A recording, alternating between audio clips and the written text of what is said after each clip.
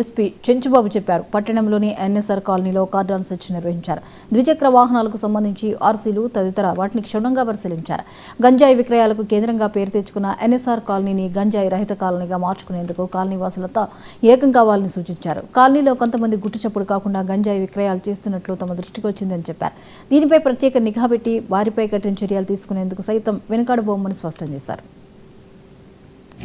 DG గారు ఆకే రవికృష్ణ గారి సారథ్యంలో రాష్ట్రమంతా ఈరోజు ఈ మాదక ద్రవ్యాల నిర్మూలనకు సంబంధించి ఒక ఆపరేషన్ వజ్రపహార్లో భాగంగా కార్డినెన్స్ సెర్చ్ ఆపరేషన్ రాష్ట్రమంతా జరుగుతుంది.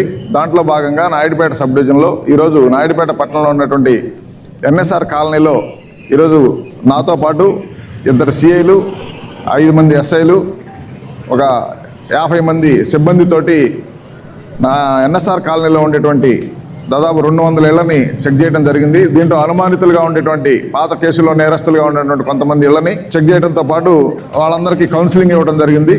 దీంట్లో భాగంగా అందరితోటి ప్రతిజ్ఞ చేయడం జరిగింది. మాదక ద్రవ్యాలు అనేది లేకుండా ఉండాలనే ఉద్దేశంతో సామాన్య ప్రజల యొక్క సహకారాన్ని కోరడం జరిగింది. సామాన్య ప్రజలను కూడా వాళ్ళ దగ్గర ఎవరన్నా గంజాయి రవాణా చేసేవాళ్ళు కానీ, గంజాయి అమ్మేవాళ్ళు కానీ, గంజాయి తాగేటువంటి వాళ్ళు కానీ ఎవరన్నా ఉంటే సమాచారం ఇవ్వమని కోరడం జరిగింది.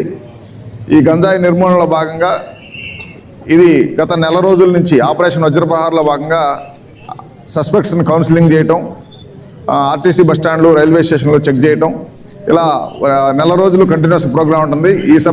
ప్రతి వారంలో 2 సార్లు క్యాష్ ఆపరేషన్ చేయడం జరుగుతుంది. దీన్ని ఇంకా రాబోయే